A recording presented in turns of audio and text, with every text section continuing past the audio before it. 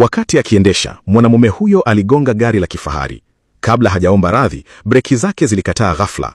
Aligusa skrini kwa taharuki ili kuwasha mfumo wa AI, lakini hakuna kilichotokea.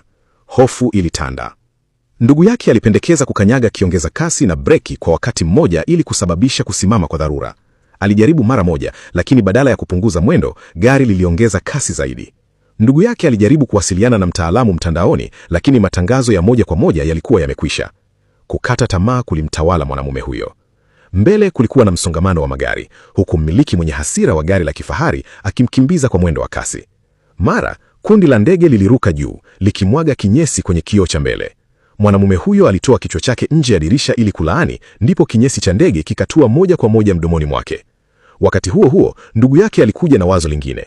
Alipiga skrini, lakini kwa bahati mbaya akawasha hita ya kiti. Ndani ya sekunde chache, joto la kiti lilipanda hadi nyuzi 70 Celsius. Akipiga kelele kwa maumivu, mwanamume huyo alichezesha gari ovyo ili kuepuka kugonga magari mengine. Kwa bahati nzuri, afisa wa traffic aliona gari lililokuwa likiendeshwa kwa kasi na kulifuatilia kwa pikipiki. Mwanamume huyo alipiga kelele kuomba msaada, lakini afisa huyo hakuweza kumuelewa kwa sababu ya kizuizi cha lugha.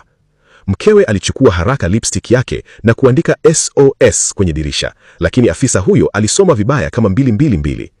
Akigundua kuwa afisa huyo hakuweza kuelewa Kichina, mwanamume huyo alimuuliza binti yake atafsiri. Alikuwa ameogopa kiasi kwamba angeweza tu kupiga kelele za kuomba msaada. Akiamini kuwa mwanamume huyo alikuwa mteka nyara, afisa huyo aliita makao makuu mara moja na kuomba msaada wa ziada. Muda si mrefu, magari kadhaa ya polisi yalizunguka, yakiamuru dereva asimame au kukabiliana na milio ya risasi. Kila mtu kwenye gari alikuwa na hofu na hawakuwa na njia ya kuthibitisha kuwa walikuwa familia.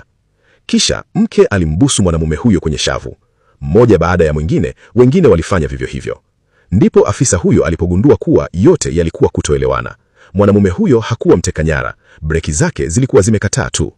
Afisa aliahidi kufungua njia mbele, lakini baada ya kuondoka, ndugu yake alikuwa na wazo lingine baya. Alijaribu kuanzisha upya mfumo, lakini kwa bahati mbaya akawasha vifuta vioo na kufanya iwe bigumu sana kwa dereva kuona barabara iliyo